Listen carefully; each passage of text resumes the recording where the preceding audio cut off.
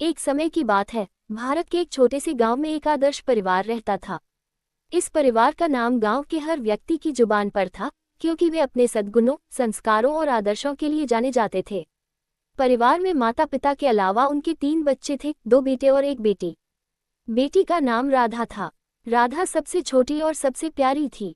उसकी सादगी, संस्कार और मासूमियत के कारण पूरा गांव उसे आदर्श घर की चोरी कहकर पुकारता था। राधा का जन्म एक ऐसे परिवार में हुआ था जहां प्यार, आपसी सम्मान और नैतिकता को सबसे ऊपर रखा जाता था। उसकी मां ने उसे घर के कामकाज के साथ साथ जीवन के आदर्शों को सिखाया, जबकि उसके पिता ने उसे सदैव सत्य और ईमानदारी का मार्ग दिखाया। राधा का दिन सबकी सेवा और मदद करने में ही बीतता था।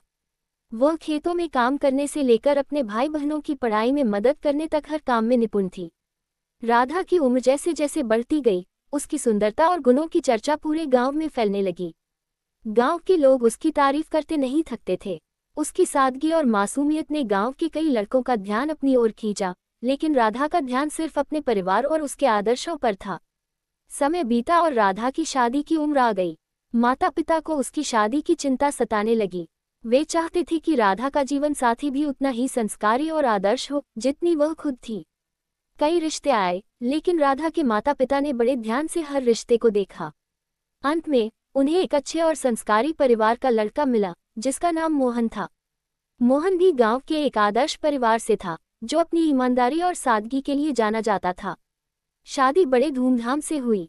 गांव के सभी लोग इस शुभ अवसर पर शामिल हुए। राधा जब विदा होकर अपने ससुराल पहुंची, तो उसके ससुराल वालों ने भी उसकी सादगी और अच्छे स्वभाव को तुरंत पहचान लिया। उसने अपने ससुराल में भी वही संस्कार और आदर्श अपनाए जो उसने अपने माता पिता के घर में सीखे थे। धीरे धीरे राधा ने अपने ससुराल वालों का दिल जीत लिया। वह सुबह जल्दी उठकर सारे घर के कामों में जुट जाती, सास ससुर की सेवा करती और साथ ही गांव की महिलाओं की भी मदद करती। गांव के लोग उसकी तारीफ करते हुए कहते, राधा जैसे बहू को पाकर यह घर वास्तव में आदर्श घर बन गया है। राधा की सादगी और मेहनत ने उसे पूरे गांव के आदर्श बना दिया। लोग उसकी तुलना पुराने समय की सीता और सावित्री से करने लगे। वह न केवल अपने परिवार के लिए, बल्कि पूरे गांव के लिए प्रेरणा का स्रोत बन गई। गांव की लड़कियां उसे अपना आदर्श मानने लगी और उसकी तरह बनने का सपना देखने लगी। राधा की कहानी सिर्फ एक साधारण लड़की की कहानी नहीं थी, बल्कि यह उन आदर्शों और संस्कारों की गाथा थी, जिनके आधार पर एक आदर्श समाज और परिवार का निर्माण होता है। उसकी सादगी, निष्ठा और परिवार के प्रति समर्पण ने उसे आदर्श घर की चोरी बना दिया, जो आज भी गांव वालों की यादों में जीवित है। समय के साथ राधा के बच्चे हुए और उसने उन्हें भी वही संस्कार दिए जो उसे अपने माता पिता से मिले थे। उसके बच्चे भी गांव के आदर्श बालक बने और राधा का परिवार गांव का सबसे सम्मानित और आदर्श परिवार बन गया। राधा की इस कहानी से यह सीख मिलती है कि सादगी, मेहनत और आदर्शों का पालन करने से न केवल व्यक्ति का जीवन सुखी होता है, बल्कि समाज में भी शांति और सद्भावना का प्रसार होता है। कभी परी तो कभी लड़के वाले उसे रिजेक्ट करते रहे, अब उसे इन सब बातों का कोई फर्क नहीं पड़ता। अब वो अपना सारा समय सिलाई बुनाई में लगाती।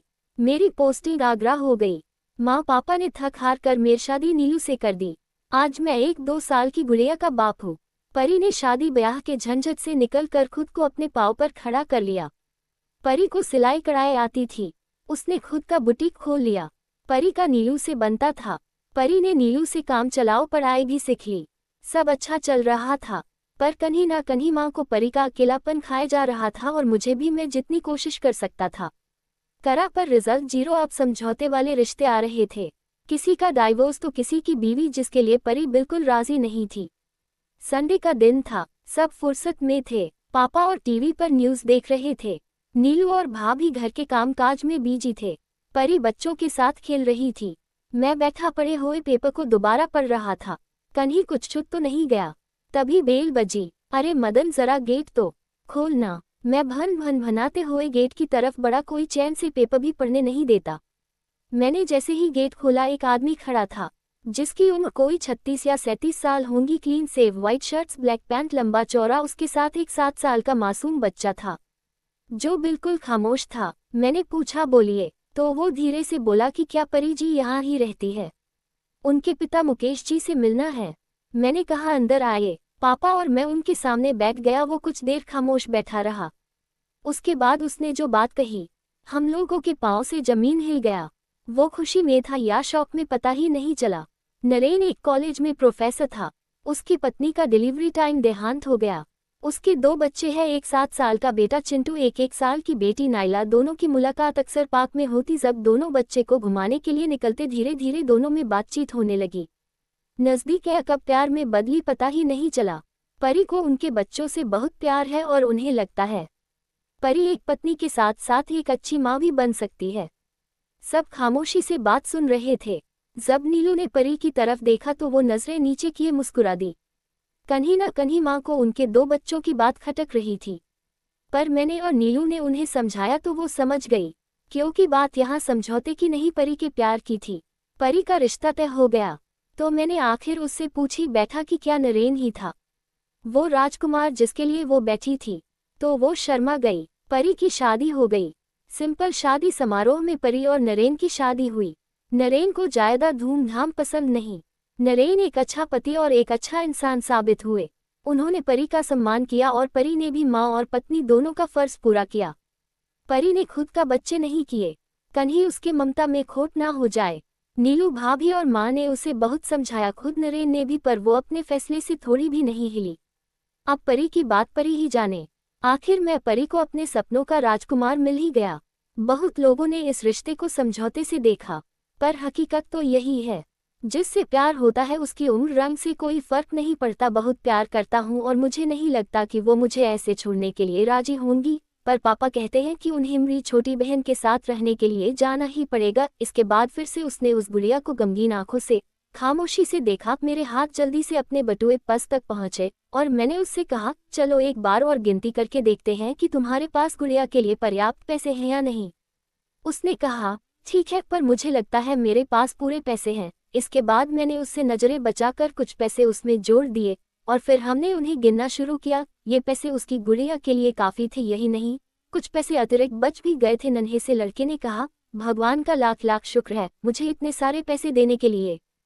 फिर उसने मेरी ओर देखकर कहा कि मैंने कल रात सोने से पहले भगवान से प्रार्थना की थी कि मुझे इस गुड़िया को खरीदने के लिए पैसे दे देना, ताकि मम्मी इसे मेरी बहन को दे सके, और भगवान ने मेरी बात सुन ली। इसके अलावा मुझे मम्मी के लिए एक सफ़ेद गुलाब खरीदने के लिए भी पैसे चाहिए थे, पर मैं भगवान से इतने ज़्यादा पैसे मांगने की हिम्मत नहीं कर पाया था। पर भगवान ने तो मुझे इतने पैसे दे दिए हैं कि अब मैं गुड़िया के साथ साथ एक सफ़ेद गुलाब भी खरीद सकता हूँ। मेरी मम्मी को सफ़ेद गुलाब बहुत पसंद है। फिर हम वहाँ से निकल गए। मैं अपने दिमाग से उस छोटे से लड़के को निकाल नहीं पा रहा था। फिर मुझे 2 दिन पहले स्थानीय समाचार पत्र में छपी एक घटना याद आ गई, जिसमें एक शराबी ट्रक ड्राइवर के बारे में लिखा था, जिसने नशे की हालत में मोबाइल फ़ोन पर बात करते हुए एक कार चालक महिला की कार को टक्कर मार दी थी, जिसमें उसकी 3 साल की बेटी की घटनास्थल पर ही मृत्यु हो गई थी और वह महिला कोमा में चली गई थी। अब एक महत्वपूर्ण निर्णय उस परिवार को ये लेना था कि उस महिला को जीवन रक्षक मशीन पर बनाए रखना है अथवा नहीं, क्योंकि वह कोमा से बाहर आकर स्वस्थ हो सकने की अवस्था में नहीं थी। क्या वह परिवार इसी छोटे लड़के का ही था? मेरा मन रोम रोम कांप उठा। मेरी उस नन्हे लड़के के साथ हुई मुलाकात के 2 दिनों बाद मैंने अखबार में पढ़ा कि उस महिला को बचाया नहीं जा सका। मैं अपने आप को रोक नहीं सका और अखबार में दिए पते पर जा पहुंचा, जहां उस महिला को अंतिम दर्शन के लिए रखा गया था। वह महिला श्वेत धवल कपड़ों में थी, अपने हाथ में एक सफ़ेद गुलाब और उस छोटे से लड़के का वह फोटो लिए हुए और उसके सीने पर रखी हुई थी वही गुड़िया। मेरी आंखें नम हो गई।